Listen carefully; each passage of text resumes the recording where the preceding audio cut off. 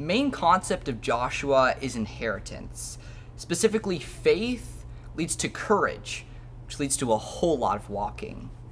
First, we must have faith and confidence of God.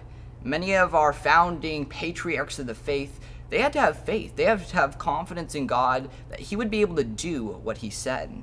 In verse 5 of Joshua 1, God says, "No man shall be able to stand you all the days of your life.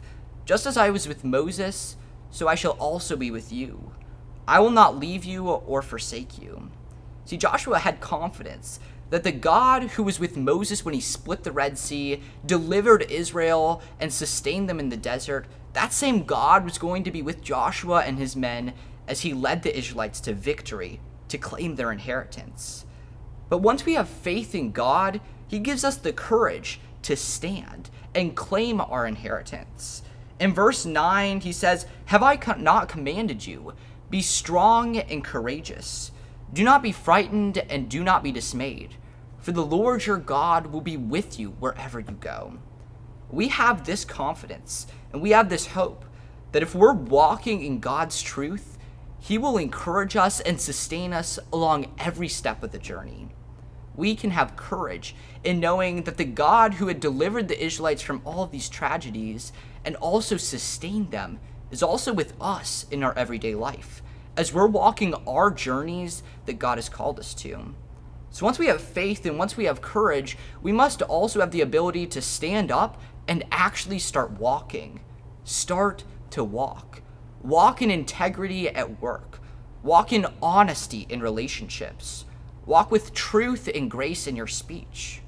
Walk with discipline in your freedoms. We need to walk out these godly characteristics in every aspect of our lives. You see, the Israelites and Joshua faced many different enemies than we face.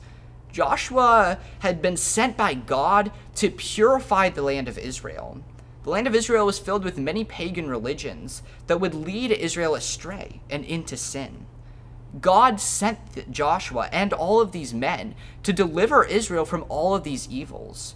Likewise, God has sent us as ambassadors of the Christian faith to clear evil from our lives around us. Satan takes good, godly things and perverts them for evil, such as our workforce, our schools, our homes, and even our churches. Satan breeds contention and argument behavior in all of these areas of life. But our schools, our workforces, our personal lives, and even our churches are not possessions of the devil. They are an inheritance from God. God has given us these possessions. We need to claim it as our inheritance. The devil is considered the master of this world, but he does not run it. We have this inheritance. This is the land that God has called us to.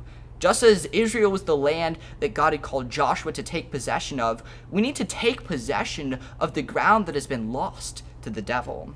There are many areas that we can do this, but the first is starting with our personal walk. We must change how we view our walk with Christ. And once we change our personal walk, we can enjoy and encourage others to join us.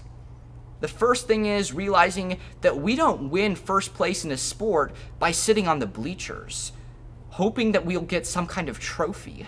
We win first place by having the courage to stand, rise up from those bleachers, and walk down with courage to play the sport. Likewise, many Christians have the faith and courage to stand, but they lack the power and will to walk. Walk in the will that God has called us to.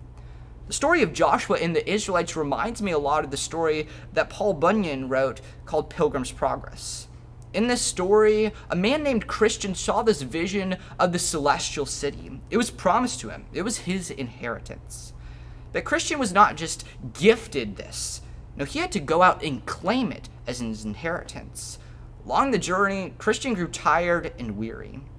Also, we as Christians in today, we grow weary and tired.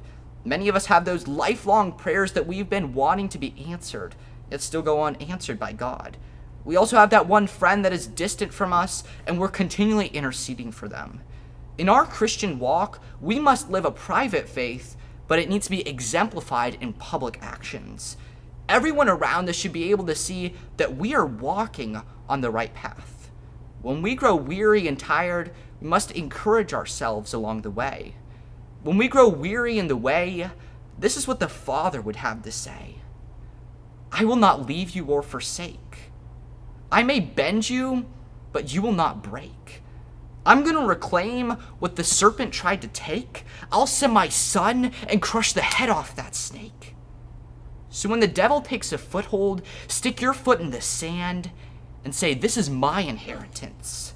I'm taking this land. Faith leads to courage, which leads to a whole lot of walking.